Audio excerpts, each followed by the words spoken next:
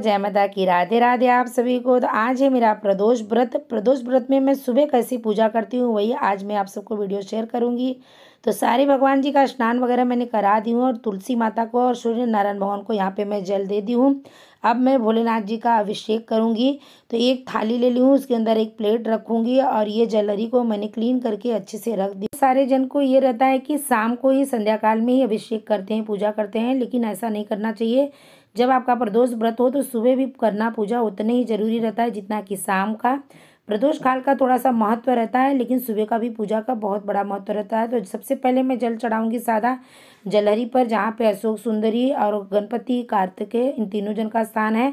और जो जलहरी का बीच का भाग है माँ पार्वती का स्थान है, वहाँ पे चढ़ाने के बाद सर्प देवता को चढ़ा के फिर भोलेनाथ जी का मैंने शुद्ध जल से अभिषेक कर दी हूँ। उसके बाद मैं दूध चढ़ा रही हूँ, जैसे जल चढ़ाई हूँ उसी तरीके से मैं दूध भी चढ़ाती हूँ। तो दूध का मैं कई वीडियो में बता चुकी हूँ, मैं बहुत ज़्यादा अभिषेक नहीं करती हूँ दूध से, क्योंकि मुझे दूध कहीं डालने के लिए जगह नहीं मिलता है। तो मैं थोड़ा सा ही दूध का अभिषेक करती हूँ। सुबह का पूजा अभिषेक जरूर करना चाहिए, जितना घर में चीज़ें अवेलेबल है उतने में ही कर सकते हैं। जैसे कि आपके पास दूध है तो ठीक है, शहद है तो वो भी डाल सकते हैं, या फिर आप मीठे जल से भी पानी में जल ले लीजिए, थोड़ा सा उसमें शक्कर डाल के मीठा जल से भी अभिषेक कर सकते हैं। तो अभिषेक करने के बाद मैं काला तिल चढ़ा रही हूँ, आप चाहें तो थोड़ा सा जल में भी डाल सकते हैं। उसके बाद मैं अक्षत चढ़ाऊंगी। अक्षत में बासमती चावल का जो आता है लंबा वाला, उसको मैं एक डब्बे में रखती हूँ और उसी में से मैं निकाल के उनको अक्षत करती हूँ। तो कभी भी आप थोड़ा सा बासमती चावल एक डब्बे में रख दें, क्योंकि खंडित चावल नहीं चढ़ाना चाहिए। उसके बाद मैं भी ये सब चढ़ाने के बाद फिर से मैं शुद्ध जल से इनको स्नान कराऊंगी, ये भाव कर रखते हुए कि मैं अब इनको स्नान करा रही हूँ। और अब मैं इनका श्रृंगार करूंगी, क्योंकि सुबह सुबह व्रत के दिन भगवान भोलेनाथ जी का श्रृंगार हुआ रहता है। फिर शाम को अभिषेक करें तो पूरा दिन उनको भी अच्छा लगता है, अपने को भी अच्छा लगता है। तो मैंने इत्र ले ली हूँ हाथ में लगा के, अभी भोलेनाथ जी को थोड़ा सा इत्र से मालिश करूँगी। हल्के हाथ से मैं इनको इस तरह से करती हूँ, जिससे कि पूरा दिन इनको भी सुगंधित बना रहे और हमें भी बहुत अच्छा लगता है। और भगवान भोलेनाथ जी का ऐसे पिंडी लेके हाथ में घुमाने से अपने हाथ की रेखा बहुत अच्छी होती है। तो देखिए यहाँ पे मैं त्रिकोणी तिलक लगा रही हूँ इनको। तो ये है पीला का अष्टदल का चंदन, उसी से मैं लगा रही हूँ। तो 3 लाइन में खींचती हूँ। और त्रिकोणी तिलक जो लगाता है ना भगवान भोलेनाथ को, उसका भी बहुत बड़ा महत्व होता है। तो इस तरह से मैं श्रृंगार का भाव रखते हुए त्रिकोणी तिलक लगाऊंगी और दोनों साइड में सर्प के जैसे ऐसे बना दूंगी। तो मेरे भोलेनाथ जी बड़े छोटे से ही हैं, तो जितना खींचने को जम रहा है उतना ही मैंने खींच के इनका श्रृंगार कर दी हूँ इस तरह से। अब इनको वापस मैं जलरी में रख दूंगी। अब मैं इनको जल नहीं गिराऊंगी, क्योंकि मेरा सब जल का काम हो चुका है। बचे हुए जो तिलक है इसको मैं अपने माथे पे लगा लेती हूँ। जब उनका लगा के हो जाता है तो उनका प्रसाद समझ के अब मैं इनको कलावा चढ़ाऊंगी, इसको वस्त्र का भाव भरते हुए कि मैं इनको वस्त्र पहना रही हूँ। तो देखिए ये कलावा मैंने चढ़ा दी उनको। उसके बाद फूल चढ़ा देंगे और बेलपत्र चढ़ा देंगे।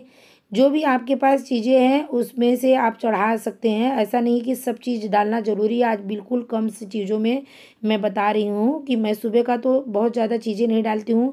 शाम के टाइम शहद वगैरह रहता है, कभी आपको लक्ष्मी की प्राप्ति के लिए चाहिए तो गन्ने का रस से भी आप अभिषेक कर सकते हैं। अगर आप मंदिर में जा रहे हैं तो वहाँ पे बहुत अच्छे से कर सकते हैं। सब पूजा हो गया, बेलपत्र मैंने चढ़ा दी, फूल वगैरह चढ़ा दी। अब ये 2 फूल मैंने लौंग ले ली हूँ। लौंग का फूल का ऊपर का भाग जरूरी है रहना, और कपूर के ऊपर इसको रख के इसका भी आरती करना बहुत ज़रूरी है। सुबह भी आरती इसका मैं करती हूँ, शाम को भी करती हूँ। तो देखिए इस तरह से मेरा अभी पूजा हो गया, तभी मैं इनका आरती कर लूँगी। जब जब आप चीज़ें इनको चढ़ा रहे थे उस टाइम पे ओम नमः शिवाय या फिर शिवाय नमस्तुभ्यम आप बोल सकते हैं। तो इस तरह से बोलते बोलते अगर आप पूजा करेंगे, उनका श्रृंगार करेंगे, तो बहुत सारे नाम भी हो जाते हैं और आपका पूजे की तरफ ही ध्यान रहता है। अब मैं कर्पूर गौरम का बोल के आरती कर दे रही हूँ इनका।